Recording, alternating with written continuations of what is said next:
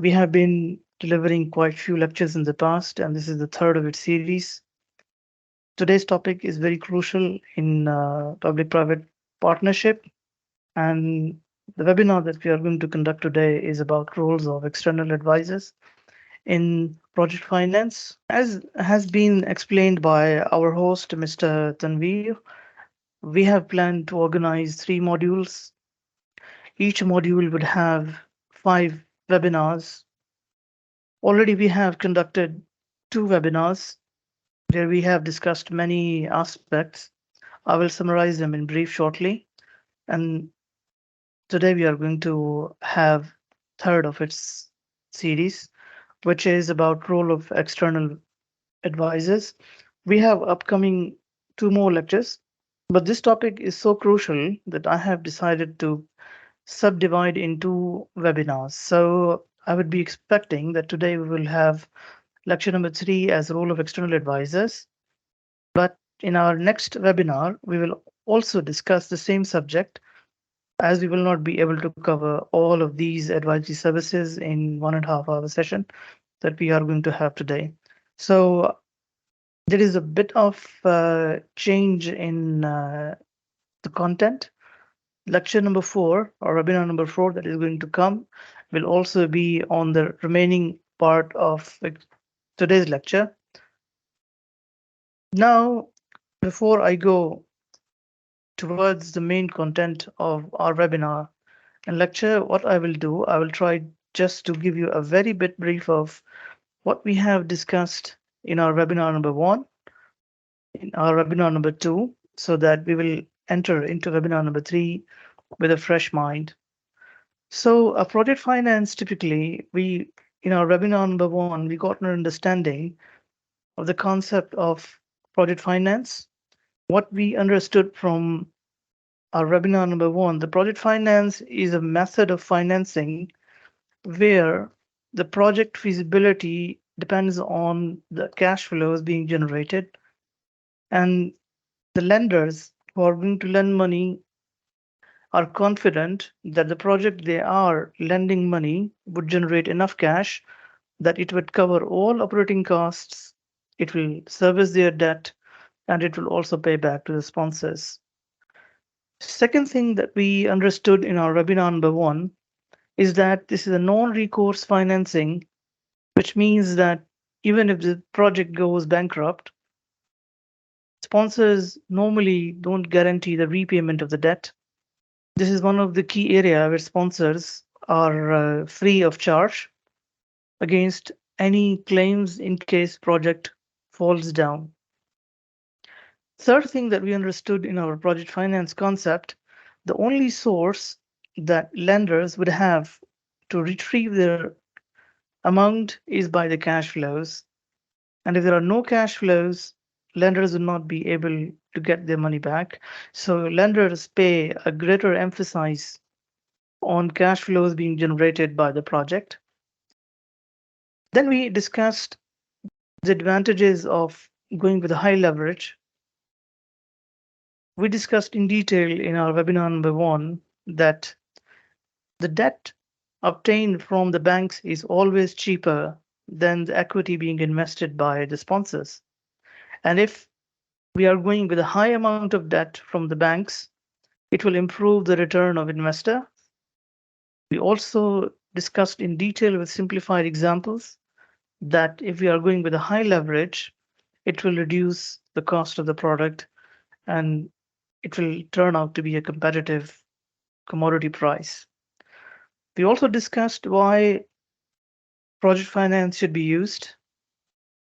We discussed that project finance brings in additional investment in the country because most of the banks are foreigner banks. They inject money in the projects, so the country is getting more money. There are a lot of due diligence processes because banks are particularly concerned on the cash flows. It makes the overall project very transparent.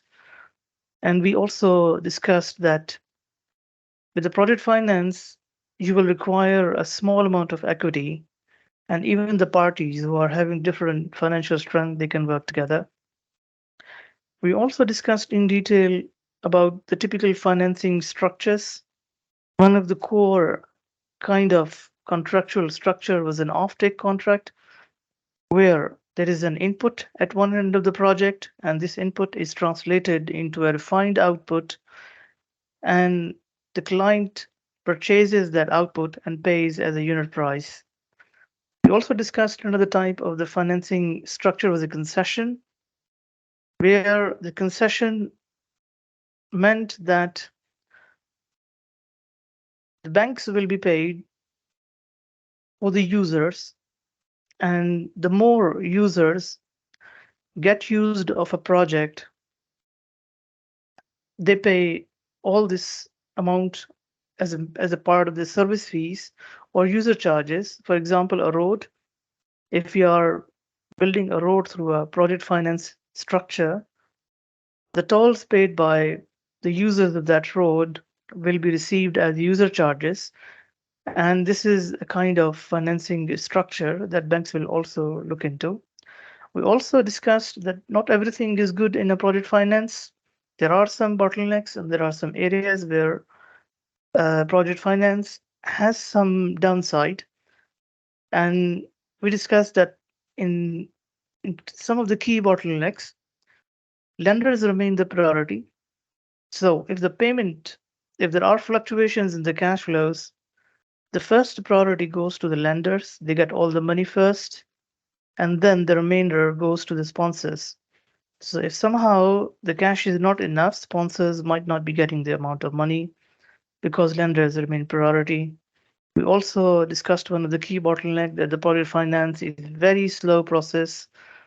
The due diligence that is made by banks takes a lot of time.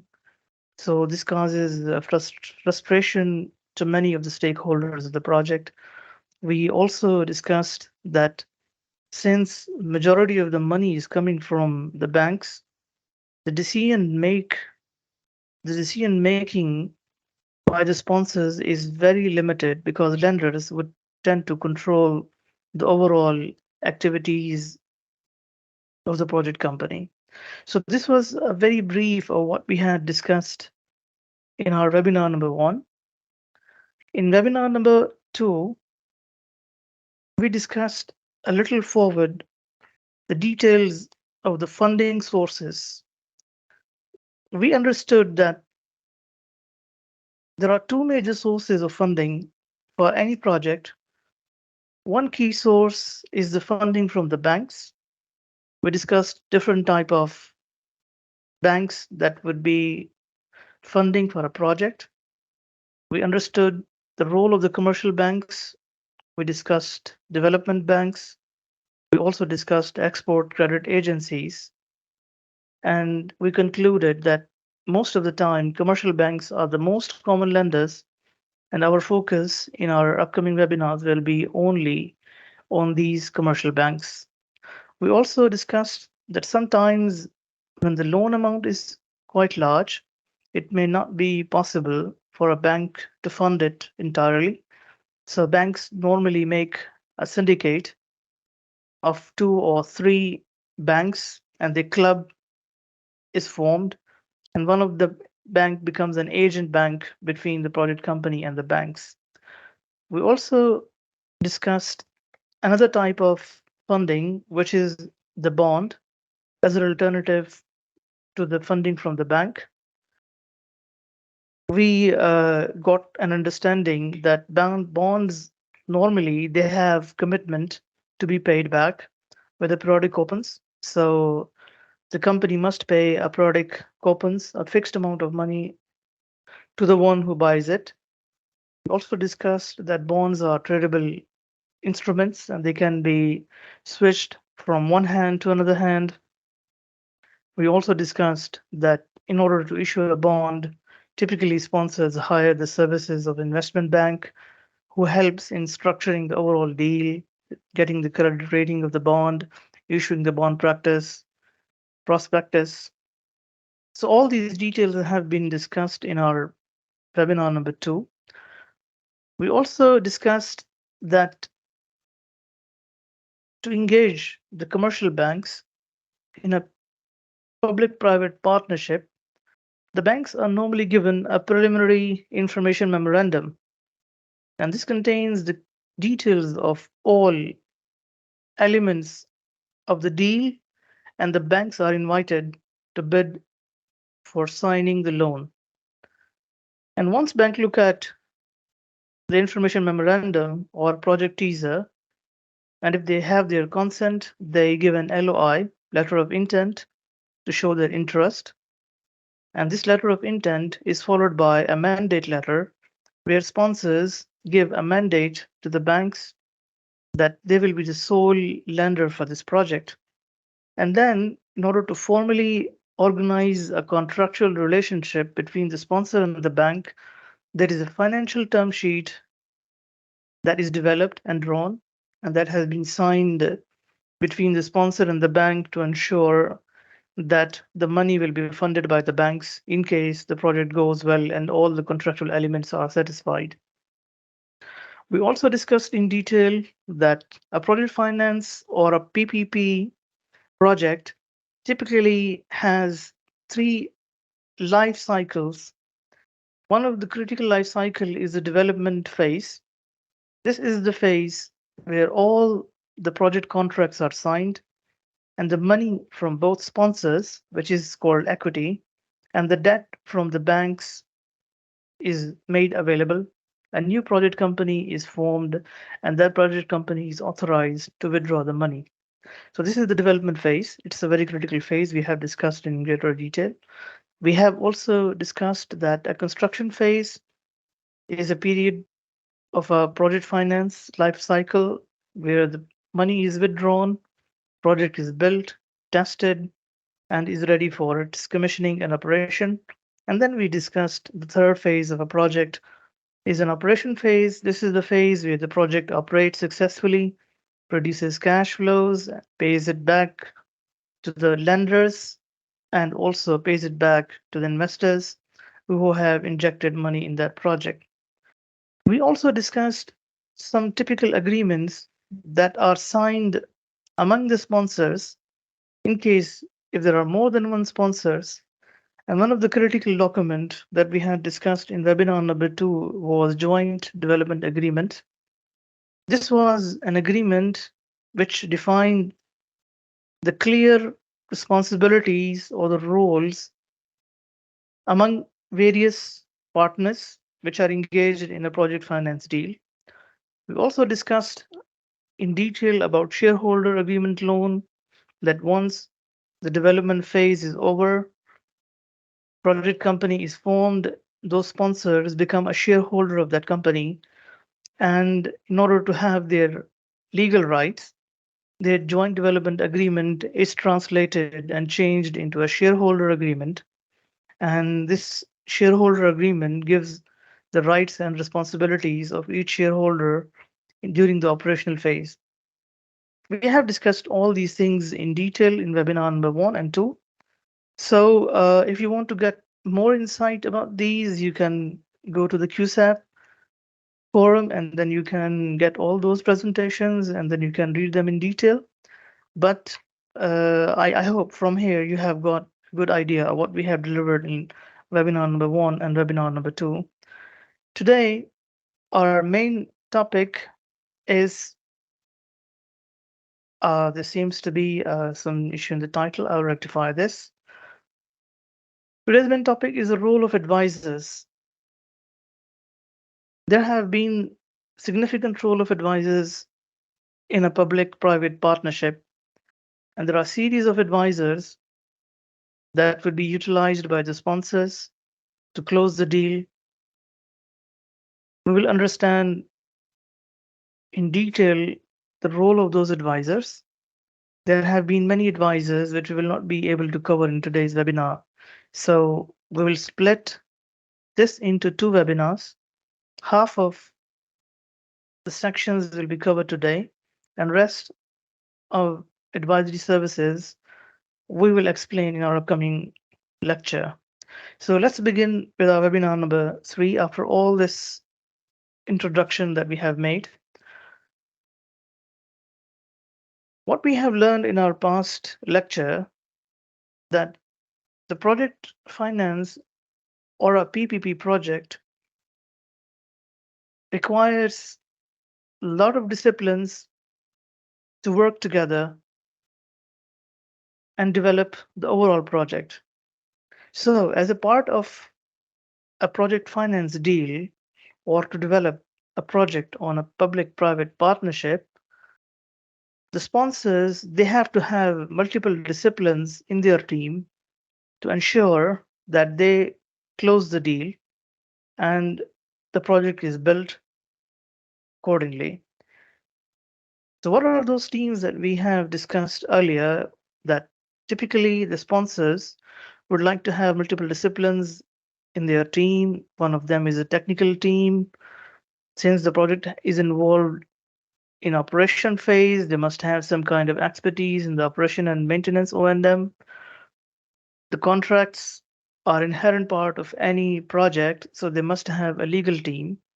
And since sponsors would deal with the banks, so they must have some kind of financial advisory or financial teams available with them who understand how to coordinate with the banks in terms of the financial structuring and the financial modeling.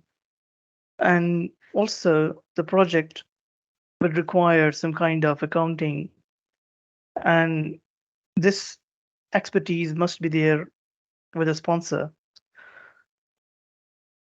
As you can see, there have been a lot of disciplines that we have understood to be involved in a project finance deal. So it's very important that the development team, which comprises of many disciplines, is well coordinated. So if they are not well coordinated, they are at higher risk that the deal will not be closed and a PPP project will not move on. So sometimes the sponsors do not have an in-house expertise to perform all these tasks. So what they do is they typically hire external advisors to conduct all these processes. So we can understand the role of the sponsors is beyond injecting the money in the project.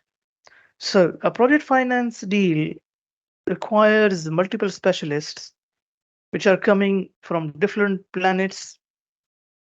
They're coming from different disciplines.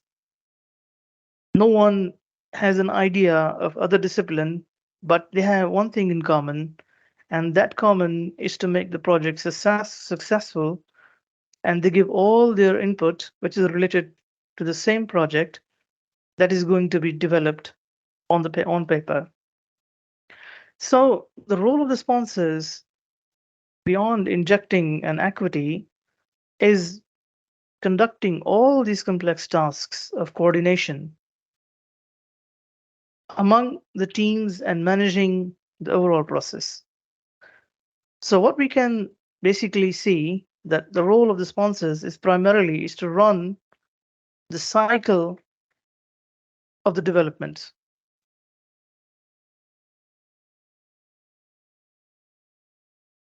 So they need an expert advice in this course of time. One of the major problems that sponsors have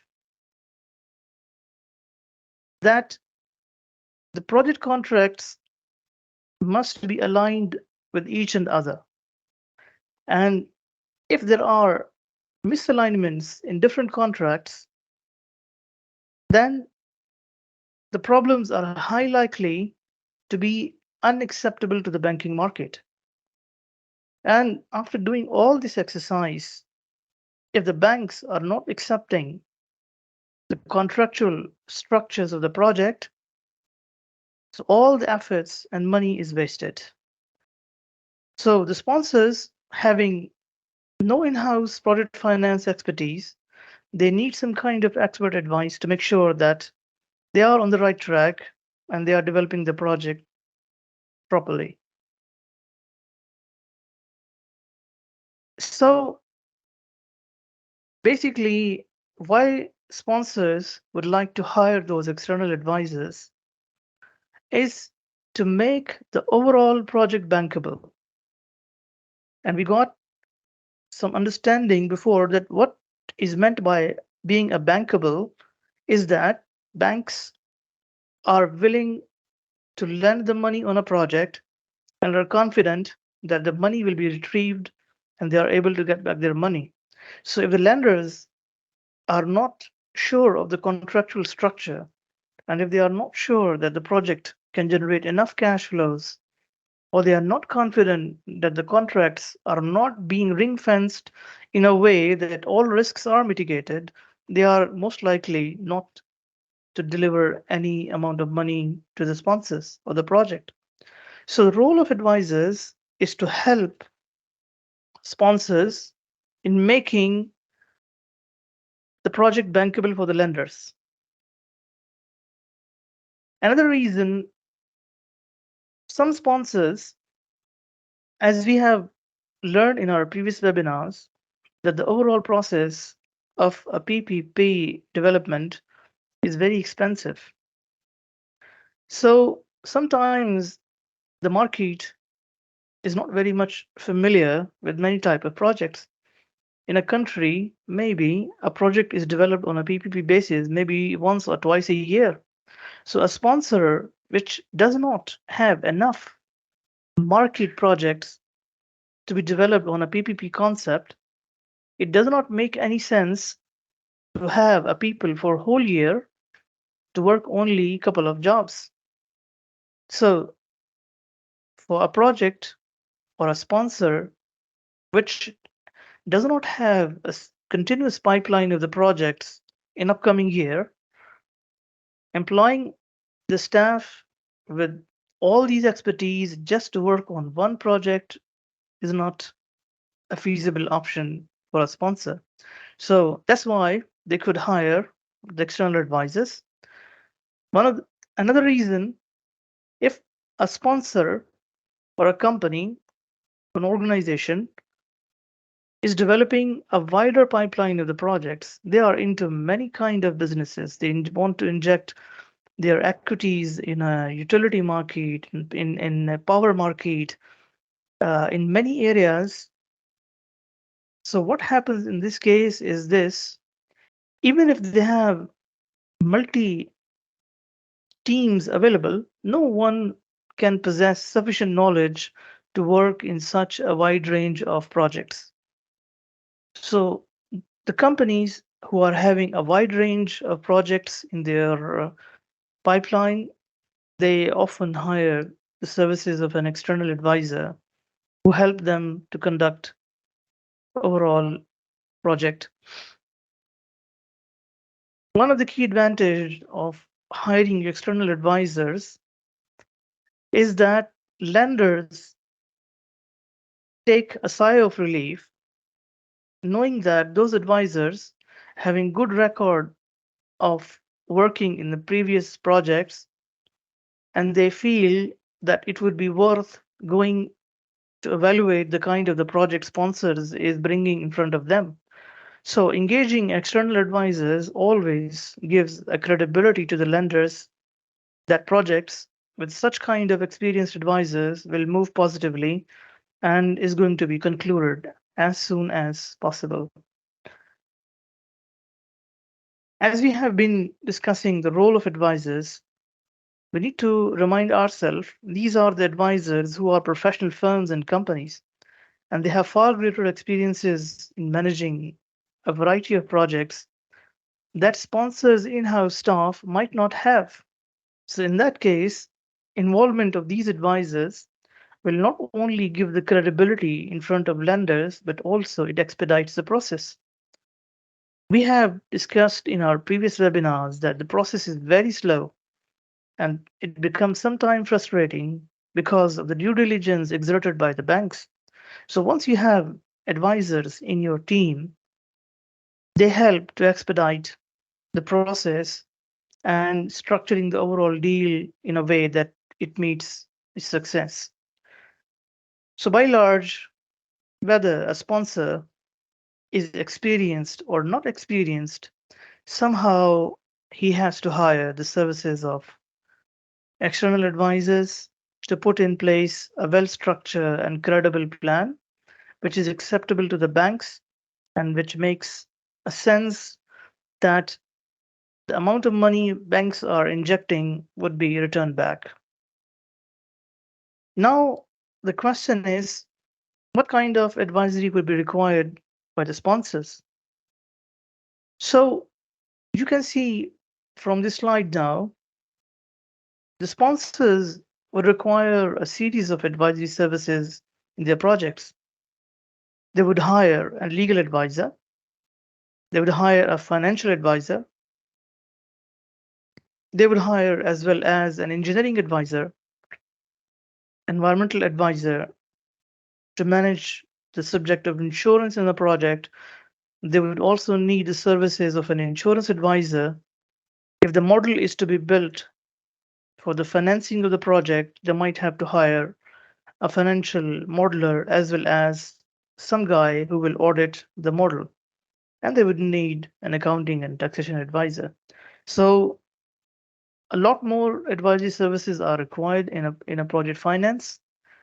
But these are not only the advisors which offers their services to the sponsors. Advisors are also required by the lenders.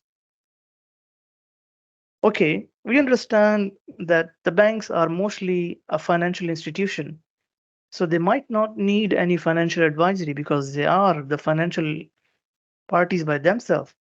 But they want to ensure that many aspects of the projects are well responded and the contractual structures are well in place. So they will also require some advisory services for the project, which are commonly legal advisory services. So the legal advisory services will not only be hired by the sponsors of the project, but as well as by the lenders of the project. They would also like to hire an engineering advisor to ensure that the technology or the solution that is being presented by the sponsors is credible and is well established and can create the required outputs which are required to generate enough cash. So they would also require that there must be an engineering advisors for the lenders who works as an eye for the lenders. And of course, in order to ensure as a part of the risk mitigation that in case if anything goes wrong, there are proper insurances placed. So they would also require the services of an insurance advisor. So one thing that we understood here that it's not only the sponsor that would be requiring the services of an external advisor, but at the same time, lenders would all require the external advisory services. So there is a bunch of advisory on a single project that is going to do, and this makes the overall project very complex in nature. And putting in place each and everything harmonized and coordinated is the most priority of the sponsors. Because if things are haphazard and they are not well coordinated, the chances are that at the end of the day, it will not be acceptable to the banks and all these efforts will be wasted. So, going from our list of advisory services, the most crucial advisory that is required by both the sponsors and the lenders are legal advisory services. So, legal advisory services are being given by law firms, and their major engagement in a project is to ensure that the project is structured in a coherent manner. So the role of a legal advisor is primarily the structuring of the project in a way that is acceptable to all parties. So they play a very significant role in the overall concept of the project. One thing that we need to understand here, the sponsors cannot afford the risk of spending too much money in structuring the deal in a way that is not organized, and this is being rejected by the banking system.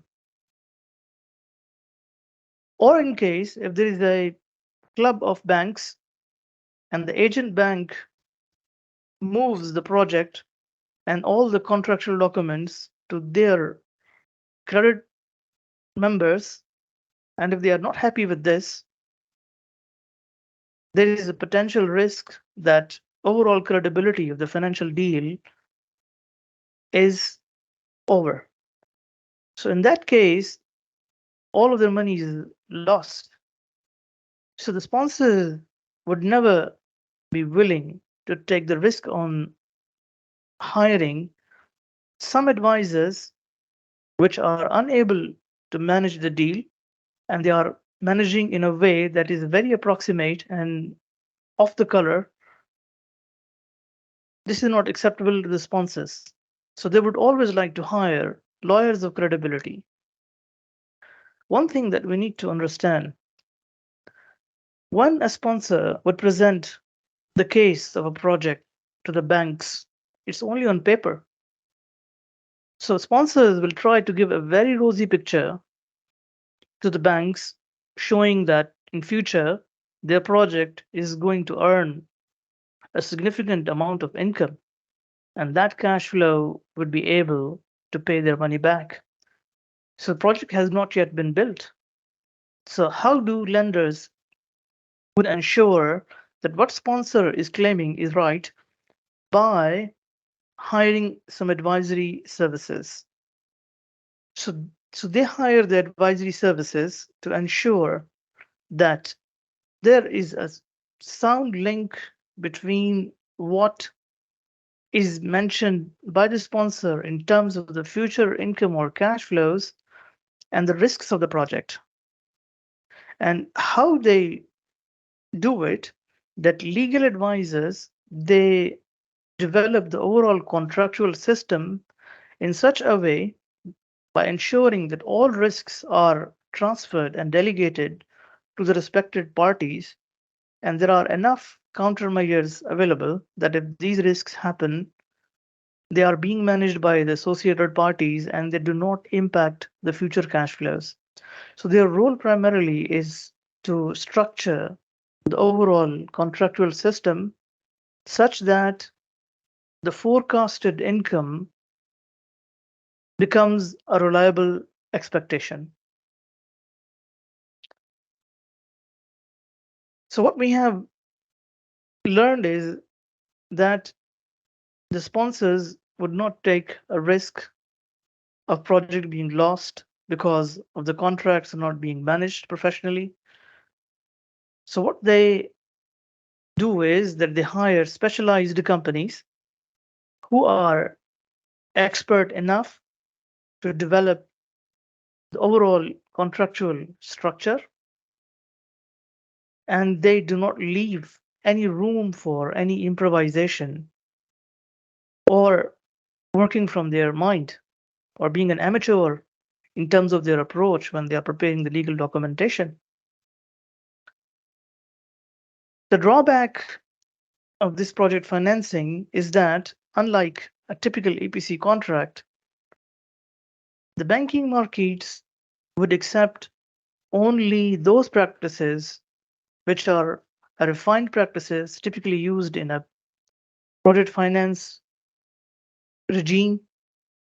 And this overall reduces the number of companies who are able to manage the overall PPP concepts. And at the same time, the banks would not be willing to accept the legal systems of multiple countries or any country. Typically, international banks, they go for the English law or the legal system of New York. So that's why the concept of banking is so important, that all the legal advisors, they must follow the English and New York legal system. And that's why majority of the legal firms or law firms that we see in the project finance, they are either British or American firms. And they have built within themselves necessary expertise by conducting the deal of the project. So one of the constraints in hiring a legal firm is to hire a firm of reputation and hiring a firm that knows in detail about the British law and American law, and they are small pool of companies who are engaged in. So you will find these advisors many times in many deals, and their names will be very common in a PPP. And as we have learned that both sponsors and lenders, they hire their own legal advisors and they have different functions to conduct. Now, during the bidding phase, once the client normally issues a request for proposal, what is the role of a lawyer or a law firm during that stage, which is a bidding stage? One of the key role of a legal advisor is to facilitate any agreements which are made among the sponsors. We have discussed before that whenever a project team is made, there is normally a joint development agreement. So the lawyers, they facilitate the sponsors in creating and regulating any joint venture agreements and the clauses. Another thing that lawyers do in the bidding phase is that typically they review the documents that are being provided by the client. What we see in majority of the project is that client, when issues a, a tender or a bid document, normally they issue the draft contracts, draft agreements as a part of the bid. So the role of the lawyers, which are being hired by the sponsors, is to review all these contracts, draft contracts, and raise clarifications prior to the bid submission. Another thing that lawyers in the bidding phase do is providing the legal opinion. There could be many clauses of the contracts which could be contradictory or which might have a different interpretation in front of sponsors. So, what they do is they interpret the legal elements of the contract and as well as they give a legal advice to this so that sponsors can submit a binding bid to the client. One of the key requirement that is very important is the markups. What happens that clients normally develop the draft contractual structures for bidders to sign off, but at the same time they give a hand to the lend to the sponsors that if you have any objections or if the sponsors feel that some of the contractual clauses are not in line with the transaction for a PPP project, they could raise their markups pre-bid. So these lawyers typically go through the contracts, they look at any contradictory statements or those clauses which could be rejected by the banks in future, causing the bankability issue. So they also make the markups on these contracts and they provide to the client for the review and necessary correction if feasible. Since the, the sponsors, unlike a common EPC project, sponsors have to hire an EPC before the project goes into construction or the project goes into passes the development phase. So in a PPP project, the EPC contractors are defined, the O&M contractors are defined well before they start doing their work. So the role of lawyers in this case is to agree on the common contractual terms which would be used as a basis later for the establishment of the contract. And those documents in a shorter form are developed, and a term sheets is developed between the EPC and the sponsor. An EPC term sheet, operation and maintenance contractor and the sponsor being an O&M term sheet, and of course the banks who also have financial term sheet. So what they do, they basically negotiate with all the parties on the basic terms and conditions that will form the basis of a contract in case if the project goes well and goes to the construction and operation phase. The most critical part that is of prime importance to the lenders and sponsors is to ensure that all risks are mitigated, or at least all risks are transferred to the respective parties. And now the limits of the risks in a project are very limited, and the project is able to generate enough cash flows.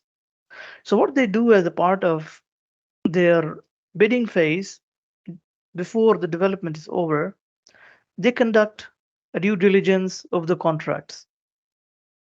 So, the typical role of a legal advisor is to make a due diligence report. Typically, it's called DD report. And that DD reports looks into the contracts, and it this report identifies the risks involved in the project. And then they categorize those risks in three categories. The highest risks are defined in red color, then followed by a medium risk, which is an amber color, and then green risk, which means a risk of low grade or acceptable risk. So what they do is that they prepare a DD report, and then they also give their opinion that how the risk allocation compares to the other deals that have been done in the past, how these risks have been contractually mitigated. So what they do is they give a DD report to the lenders. So lenders have their legal advisor. So they give a due diligence report to the lenders, and they give a summary of the project and the risks and whether it's a bankable or not at this stage, and how this can be made bankable by transforming the risks to the respective parties. So once this DD report is issued by the legal advisors to the lenders, lenders normally pass on this to the sponsors asking for a clarity and explanation how sponsors would like to manage those risks. So the sponsors, in turn, their legal advisors and their teams, they typically respond to the lenders' advisors on the DD report by giving necessary clarifications that they have the plans to manage those risks by XYZ measures. And if the banks and lenders, legal lawyers, they are satisfied, they change the category of the risk from red to amber and from amber to green. Once major risks are negotiated and translated in the necessary documents, then the lenders would be happy to provide the lending for a project. But it's not only the lender's lawyers who are making this DD report. The sponsor's lawyer also make their own due diligence report to address sponsors' risks are also identified and translated into the contract. So wherever there is a risk, the sponsor or a lender would like to pass on this risk to the concerned party. So if there is a risk of some loss of property, so this risk will be mitigated by sponsors or lenders by having necessary insurance measures and ensuring that these are addressed somewhere in the relevant contracts. Similarly, if there are any risks of permits or any other risks, they are being delegated somewhere in different contracts, and somebody is made an ownership, and the sponsor or a lender is free of that risk. So this is such a crucial component that this due diligence report remains a vital part of the overall lawyer's advisory service, and they spend a significant amount of time on developing this due diligence report.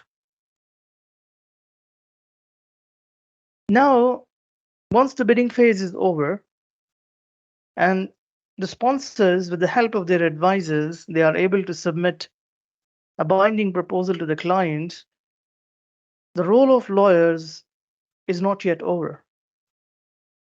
What they do in the preferred bidder stage, because normally clients, when they look at the bidding phase, they announce one project, one sponsor team as a preferred bidder. And before they go into the financial close, they would like to clarify each and every point for the sake of project. So remember, we have discussed one thing, that as a part of the bidding, one of the rule of the sponsor, the lawyers, is to mark up the contracts or to give derogations to the client for their review. So what sponsors would do, they would not accept those markups and derogations very easily, because they would like to have their contractual draft agreement as it is, while the sponsors would like to change them. So they will try to negotiate and come to a common point of consensus. So at this stage, the role of the lawyer is primarily to negotiate those markups with the client and reach to a common point of agreement among the sponsors, clients, and lenders. And once the project is awarded to the sponsors team, then the next task of the sponsor is to convert all their term sheets into proper form of contractual agreements. So what they typically do is that they negotiate and finalize all these contracts. So the EPC term sheets are converted into an EPC contract with a larger coverage. The O&M term sheet is converted into an O&M agreement. So there are many agreements are being made as a part of development phase, and the lawyers, they have to negotiate and finalize all these documents to ensure that a financial close is being achieved. One of the key aspects is the negotiation on the financing documents. We have discussed in the past in brief about these financing documents, and we are going to discuss in detail in our upcoming modules what are those financing documents. But as of now, the role of the lawyers is to review the legal aspects of all these financing documents and get an agreement among the sponsors and the lenders. So there is a credit agreement, there are many security documents, there are intercreditor agreements. Also, the sponsors would inject the equity in the project through an equity subscription agreement. So all these things would need an eye of lawyer from the legal perspective to ensure that all these legal elements are aligned in line with the requirement of the contract and lenders' requirements. This is one of the crucial roles that they have to do. And we also know that at the end of the development phase, the project company has to be formed. So these lawyers are mainly responsible for organizing the project company and utilizing the articles of association. They develop the draft article of association. They develop the shareholder agreements among the sponsors, and they assist in developing the project organization. And of course, there will be many permits required before a project is started. So they assist the project company, which has now been formed as a part of the development phase, in getting all these permits, approval, consents, and as well as before the operation teams takes over the project, they give them a brief of the contractual obligation. So the kind of a manual or a handbook is being prepared by the lawyers, and is being handed over to the operational team so that they are familiar with their contractual obligations to be fulfilled as a part of the contract. So the role and responsibilities of the lawyers are quite extensive, right from the bidding stage till the development stage, and sometimes they are being hired to manage any disputes which arise during the operational phase. So some law firms, as we have discussed, majority of them are British and Americans. I have just given some highlight of those firms without any prejudice to any company. These are the few firms I have been in contact with in the past, and they are all working in the kingdom and they are all working worldwide. And there are some common names. You will find them either being a lender's legal advisor or sponsor's legal advisor, or even sometimes the client's legal advisor. So this is a brief about legal advisors. One of the key role when everything is done, a project company is made, the contracts are signed, it's not yet over from lender's perspective. So lenders at the end of the development phase would like the legal opinion of their legal advisors on many things. And this is one of the precondition before they release the finance. And what key areas they look before they release the finance is a legal opinion from the lawyers, which cover various points. For example, lawyers would like to know whether the project company that has been made is incorporated correctly. It has been in line with the jurisdiction of that country. What is the legal status of that project companies? Is there any preferential treatment given under the article of associations of that company or the law of that country? All these documents, whether they are legally fine, they are binding, enforceable, whether the ownership of the project has been transferred to the project company or not, all these permits are in place, they are valid. So all these things before they release the money and even everything has been done, they need one legal opinion report from their own lawyers who sign off that each and everything has been done in line with what had been discussed and agreed among the sponsors, the client, and the lenders. And then they give a binding legal opinion, and based on that, lenders, as a final recourse, they issue the finance. So this was a bit of brief on the legal advisors. We will now go to the second component of an advisory, which is the financial advisory. So today we will discuss only these two advisory services, legal and financial, and the rest of them will come in our upcoming webinar. But these are the most crucial advisory services that will be required by lenders and sponsors as well. So legal and financial, they go hand by hand. So their coordination level is quite high. As we understood, the role of the legal advisor was to ensure that the overall structure of the contract is such that it is acceptable to all parties. On the similar principle, the role of a financial advisor is to ensure that the project finance requirements are structured in a way that are acceptable to the banking market. So if these financial terms and conditions are not acceptable to the market, the project will not move on. So financial advisors are very crucial in ensuring that the overall financial structure of the project is developed in such a way that it is acceptable to the banking market. So during this course, they must be experienced enough to anticipate what issues could arise during the due diligence process of the lenders and how they would be ensuring that all of lenders' due diligence concerns are being addressed in project contracts or elsewhere in other documents which are part of the overall contract. As well as because finance is a very delicate process, and there could be many options that could be discussed by the sponsors to optimize overall financial deal.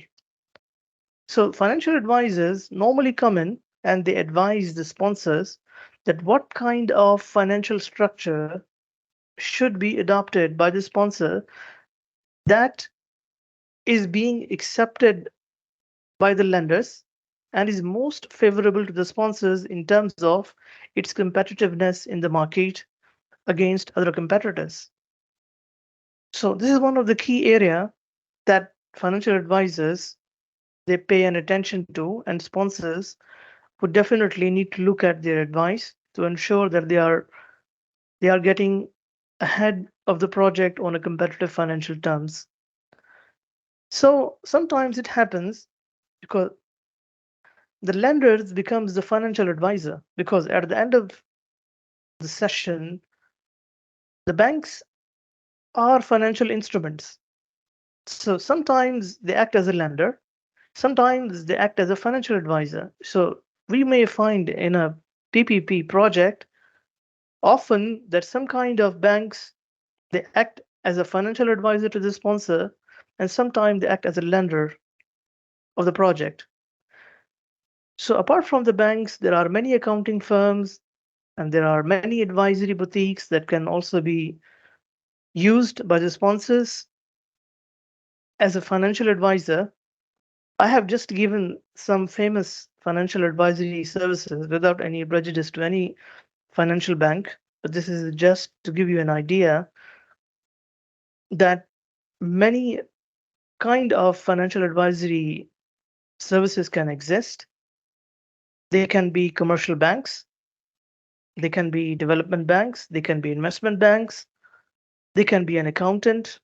So sponsors have wide range of flexibility to choose any one of these based on a competitive term that they might find from these financial advisors.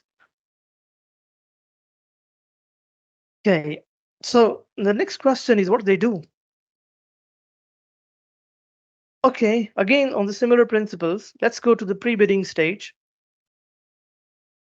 One of the pre-bidding stage role of financial advisors is similar like what legal advisors do. They look at the contracts and they raise their clarifications. On the similar principle, advisors they review and comment on the project documents from financial perspective. So they look at the document and they identified any material amendments that would need to be raised to the clients. And then they coordinate with the legal advisors for any markups that legal advisors would be raising on the project agreement. One thing that we have learned in the very second lecture of this module is normally banks are not familiar with the project in the market. It's the sponsor who has to approach those banks and give some kind of clarity or a kind of prospectus or an information to those banks to present the project to the banks. So sponsors can do by themselves this information memorandum, or they can hire the services of the financial advisor who can develop this project teaser or information memorandum on their behalf, and they can submit to the banks. And of course, before they submit this to the banks, there are formal non-disclosure agreements that has to be signed by respective parties. And once they issue the preliminary memorandums to the banks, many of banks may come into the sponsors with a positive intent to be the prospective lender of the project. And if the sponsors get a good vibe from two or three banks, then their role is to conduct an in-depth market sounding. And what does it mean is that they need to ensure that among three or four banks, they are selecting and negotiating the terms and conditions with the banks such that it turns out to be the most competitive financing term for the sponsor. And as we also discussed previously, that the mode of financing is also being proposed by the financing advisory services. There are different modes we may discuss in upcoming modules. So they may advise the sponsors whether the financing should be used on long term, whether they should use mini perm financing, a hybrid kind of financing, and then they give an advantage and disadvantage and the strategies that should be adopted. So these details are just enough at this stage of time. And unless we have more knowledge obtained in our upcoming modules, I will not discuss these kind of details in this presentation. And also, they negotiate with the lenders, and once they negotiate with the lenders, they after this negotiation, they form the bank groups and they help in issuing the mandate letters to the banks. One of the key elements of a financial deal is to develop a financial model. Majority of the times, the clients who issue the bid or issue the tender, they provide draft financial models along with the bid to be used because they want all bidders to use a common model. If every bidder would be using a different model, it will be difficult for the client to respond to. So typically what they do is they develop the model by themselves and then they float in the market and the sponsors have that financial model. But there are certain requirements from the clients on the financial model that every sponsor must conduct certain exercise of the financial model, which is submitting the assumptions made while filling up the financial model, the sensitivities discussed, what are different scenarios that are going to be developed. So all these things, the financial model play a key role for the sponsors and advise them in their submission to the client. And then one of the key element that before the model and the bid is submitted to the client, this must be audited by a third party to ensure that there is no error in the model and the model is free from any erroneous things. So they consult on behalf of sponsors to ensure that the model audit has been done. If there is any model, if there is any engagement of the auditor that is required has been made. So, and at the end of the day, they also get an audit letter that is being required by the lenders in the form specified by lenders.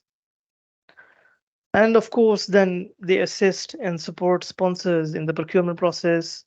As we have seen that advisory services are required to be hired for insurance, for tax and accounting. So indeed, based on their background of finance, they facilitate and support sponsors in procuring many of these advisory services which are required. And then before they submit the bid, they help sponsors in finalizing the financing documents. The client, as a part of the bid, would require to see many things. For example, one thing is the commitment from the banks. This would be issued through a commitment letter. So they ensure that any committed fundings are being written in terms of the letters. And their role is also to submit the financial term sheets and many of these things, which we will be discussing in our future module. Once we cross the basic understanding of the finance, we will be discussing it at later stage. They organize many of these things during the pre-bidding stage. So their role is very extensive. After the legal advisors, they are second main advisors that are being required almost all the times by the sponsors team. Now, once the bidding phase is over, right, what they do is as well that any clarifications that are being requested by the client or off-taker in relation to the financing aspects of the bid, they clarify them. They revise and update the financial model because there could be many queries and requests generated by lenders as well as the clients. So they respond to the requirements and the update and revise all these financial models. They refine and optimize the financial model, because once the project is awarded, then the sponsor's role is to see how to increase the return. And definitely, after this initial passing stage, this financing team, they help the sponsors in further refining and optimizing the financial model so that sponsors can get maximum return from their investments. So they also assist sponsors in negotiating and finalizing the financing documentation. So as we have discussed, there is a lender, there is an there is an equity being placed by the sponsors, and also there is a debt being placed by the lenders. And of course, there are not coming just as it is. There are many documentation that has to be signed off. So they assist sponsors in negotiating and finalizing all these documents. And then the last part, but not the least, they assist sponsors to achieve all conditions which are precedent and which are required as a precondition to achieve a financial close. So they help in that. And then they do negotiation and assistance in many other things to mitigate the risks. One of the risks that we will discuss in future is about the currency fluctuation and some other risks that needs to be hedged over the long period of time. So they also help in managing all these aspects of the contract. So I'm conscious of the time. Now we have 7:15. We have left with 15 minutes. So let's go back to our QSAP host. So Mr. Tanvi, back to you. Let's hear from the audience. And if they have any questions, we can discuss it. And if there are some questions which are related to our upcoming lectures, I would like to hold them for now, and we'll discuss when the time comes in the respective module and in the respective webinar. Thank you very much from my side. So, Tanvi, back to you. Thank you very much, Abdul Hai. Actually, we have a couple of questions. First question is from Mr. Junaid. He is asking what is a better option to have from the sponsor side, to have in-house team or outsourced team? Yes, I think I had addressed this subject. Even if even if the sponsors team, they have some of their development teams available with him, he is still not able to manage majority of the terms. What I have seen based on my experience, even in my company as Miahana, we have many financial experts, but we normally rely on them to validate the work done by the financial modelers. And we rely on them to facilitate the process of submission to the client. But when it comes to the development of the model and plugging in the things, normally we avoid it because this is a very complex process and it needs a series of advisory people. They have their expertise in different subsets of the financial model. So this model passes on to many interdepartment uh, functions of the same financing company or advisor, which is not possible in a common sponsor who is just relying on a couple of guys, and they have to do a lot of work as a part of their bid submission. So most likely, I can say with about 90% confidence that you must have to hire a financial advisory services. Okay. We have another question from Mr. Rami Salim. He is asking what are the criteria to use the select to what are the criteria used to select the advisor?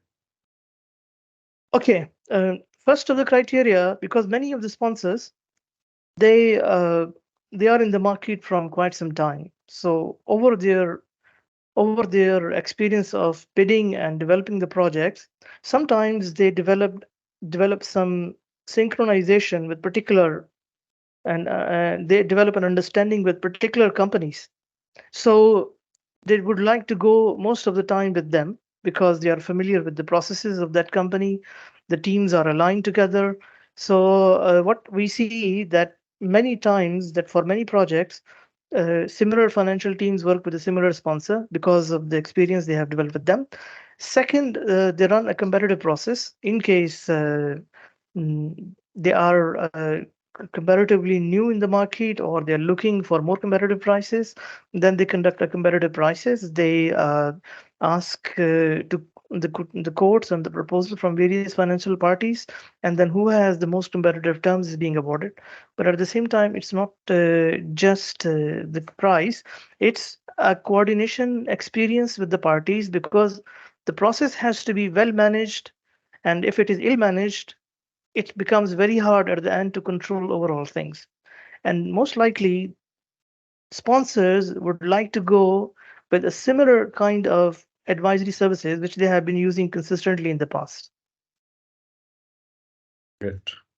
Okay, there is another question from Mr. Junaid. He's asking, would it be role of financial advisor to review the basic cost of the project as proposed by the developer? No, his role is not to review the basic cost of the project. This is not his domain. The financial advisor's domain is to ensure that the financial model inputs are well justified, they are interlinked, and there are no errors in the financial model. What should be the cost of the project remains a prerogative of sponsors, and normally, sponsors never reveal these costs to the financial advisors. Of course, they do require some inputs to validate their model. Most of these numbers, which are given by the sponsors to the financial advisors, are are either hypothetic or very exaggerated numbers, because they cannot reveal their bidding prices that will be exposed later to the financial advisors and the market in future. So what they do is, once the financial advisor establishes a comprehensive model and the financial modeler gives an audited report that this model links are quite good, then some of their team, like our team in Miyahuna, then they plug in the model maybe in the last day or maybe just before few hours the submission of the bid, to ensure that there is no leakage of information that could hinder or impede the overall competition process. Okay, now we have another question from Mr. Nuruddin. He is asking, how can we calculate unforeseen? Well, I think this is beyond As- the question of this webinar. So yeah, beyond the getting domain of this. contingencies is being contemplated by each and every company. Okay, there is another question in response to previous your answer regarding the in-house or outsourced team. He's asking that option between in-house team and outsourced team depends upon the size of the project, extent of financing, number of stakeholders, and extent of risk or stake of each partner. If a project is more complex, I guess outsourced specialist team would be better. So this is comment from Mr. Junaid in response to your previous answer. Yeah, so this is not a question, but what I see, majority of the time, the PPP projects are not small projects. They talk in millions and billions, and they definitely require the services of external parties. This is I can say as of now. So that's all for today. And now I think our next webinar we will announce soon. So it will be hopefully on after 2 weeks, 6th of December. Not 6th, sorry, 13th December. So this will be webinar number 4 of this series. And all those attendees who want to receive the attendance certificate, please mark the attendance. Link was shared in the chat box. And Mr. Abdul Hai, we are very thankful to you for your time. And we are thankful for our attendees to spare their time and to attend this webinar. So we will post this presentation tomorrow on the LinkedIn. You can download. And if you have any further question, you can ask on the LinkedIn post. Thank you, everyone. Bye. Okay, thank you for your time.